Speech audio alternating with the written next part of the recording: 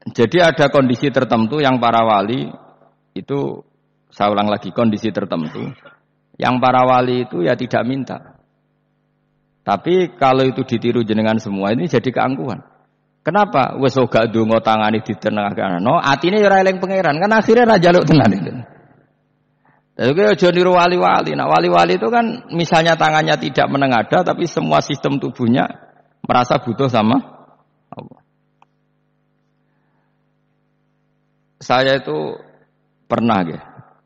Tapi itu kondisional dan saya juga ngulang tidak mesti bisa.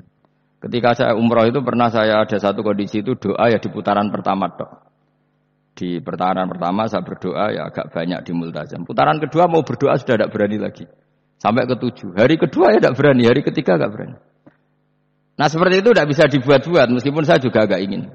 Tapi ya pas itu ya nggak bisa. Gara-gara itu korban kitab hikam, ya kitab hikam yang terkenal. Kitab hikam itu pernah cerita gini.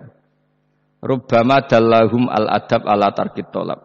Terus di antara makalahnya itu wa inna ma yunabbahu man yajuzu alaihil ikhfal.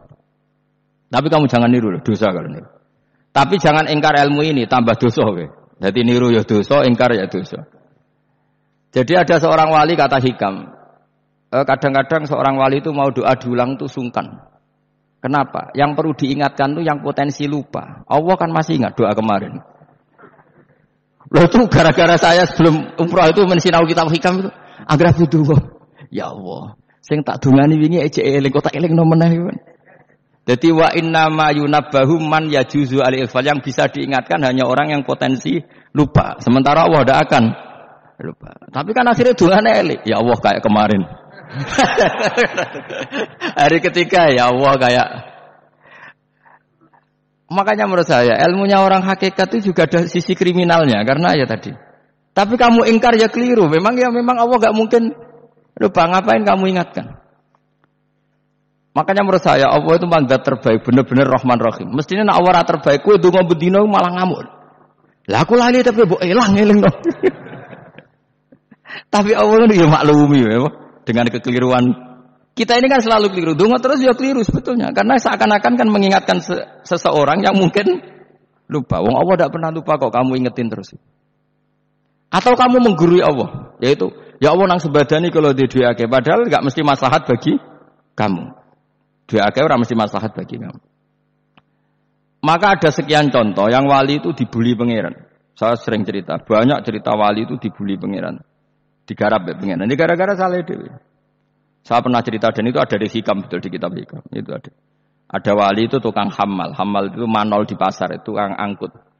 Jadi kalau ada orang bawa barang berat diangkut dia, terus misalnya kalau dulu mungkin ya ke kereta atau ke, singkat cerita terus diupahi. Setelah dapat upah dia pasti pulang karena dia hanya butuh makan satu piring, karena dia tirakat makan satu piring untuk ibadah 24 jam. Singkat cerita dia ngeluh, ya Allah, kamu tahu, engkau tahu saya ini pecinta engkau, saya ini hanya butuh makan satu piring untuk kuat sholat. Tapi kenapa harus jadi juru manol? Berilah saya rezeki yang tanpa kerja. Selang sekian hari dia dituduh maling, terus dipenjara, terus dapat rezeki tanpa kerja. Dia ya Allah kenapa jadinya gini? Kan kamu minta rezeki tanpa kerja. Ya itu penjara itu rezeki tanpa kerja kan. Jadi Allah memperlakukan para walinya itu memang unik. Ya kadang dibuli.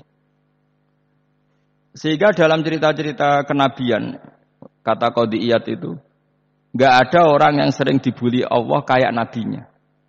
Karena nabi itu orang yang dicintai Allah. Jika salah sedikit saja itu, cara pangeran itu, cara kampusnya itu digarap, pokoknya dipelonco, pokoknya salah sidik.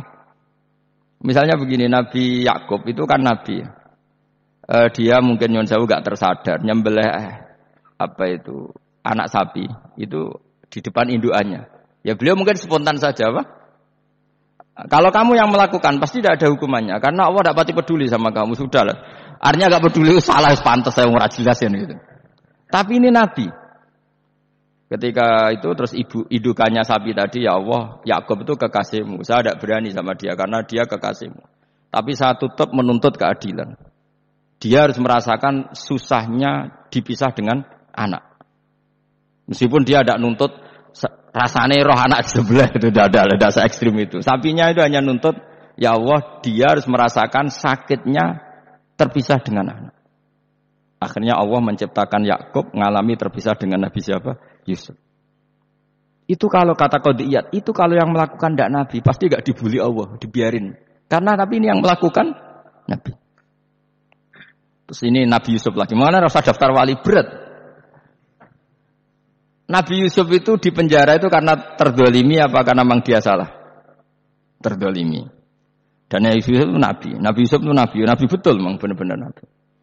Meskipun ganteng dia Nabi. Disyaratkan Nabi ganteng kira-kira mlebu. Nabi itu harus ganteng, enggak boleh. Nabi elek ora oleh. Karena Allah izin di kekasih kok keriting elek. Allah ya selera dadi. Kabeh nabi mesti yang paling ganteng di kaumnya, yang paling nasab. Enggak boleh nabi kok pesek, keriting, ndek itu enggak boleh. Tapi kalau sudah jadi orang soleh oleh. Tapi kalau nabi enggak boleh, enggak boleh. Nabi Yusuf ganteng. Masyhur kan cerita Nabi Yusuf dengan siapa?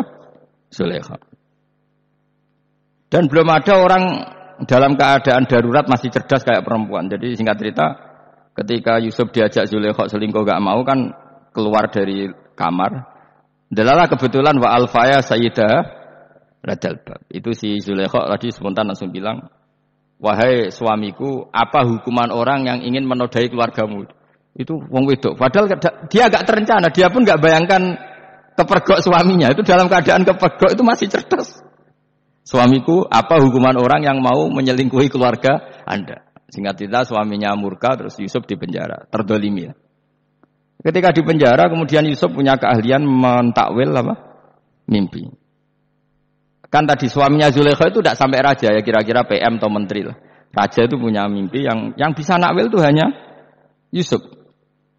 Singkat cerita terus utusan raja datang ke Yusuf dan takwilan Yusuf terbukti benar. Tapi Yusuf ini seorang nabi, saya ulang lagi Yusuf seorang nabi dia tapi ya manusia. Bilang gini ke utusannya, coba bilangkan ke raja kamu di penjara ini ada orang yang dipenjara secara terzalimi yaitu saya. Tolong laporkan ke majikan.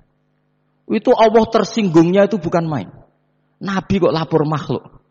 Itu tersinggung. Nah kowe kan gak piye-piye. Kowe ngajono proposal ya ora piye-piye. Wis pokoke Allah mek kowe ora piye-piye.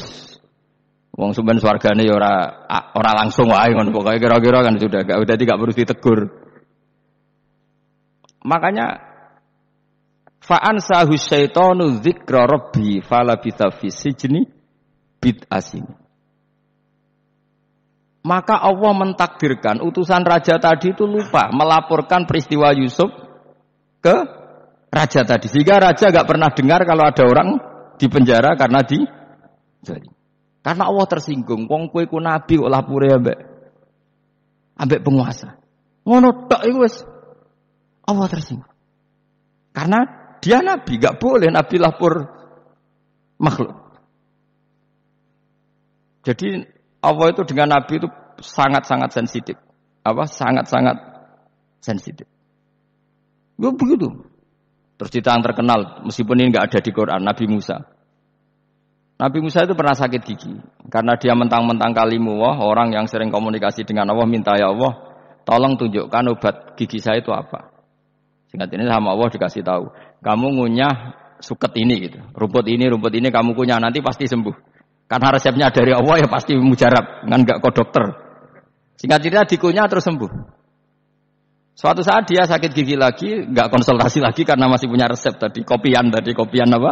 Resep. Dia datang nyari suket yang sama dikunyah tambah sakit. Terus tanya sama Allah, ya Allah ini kan resepnya yang sama, kenapa tambah sakit? Kata Allah, kamu itu kekasihku. Ora nak sing ngobati ku aku ra suket sembrono. Semenjak itu Nabi Musa ora pernah resep lagi sudah. Andaikan tuh kamu, pasti Allah juga enggak tersinggung. Makanya kata qadiyat, kenapa para nabi sering ditegur itu bukan karena Allah murka. Nabi itu beda. Jadi kesalahan kecil atau apa-apa yang menurut kita tidak salah itu untuk nabi salah. Makanya di ahli sunnah ada kaidah apa? Mimba bihasanatil abror sayyiatul muqarrabin. Pernah dengar kaidah apa? Mimba bihasanatil abror sayyiatul muqarrabin. Sesuatu kalau dilakukan umumnya orang itu hasanah atau kebaikan, tapi kalau dilakukan para nabi itu salah. Karena saking dekatnya dengan Allah. Saya ulang lagi apa? Mimba bi hasanatil abror sayyiatul muqarrabin. Jadi Nabi itu beda.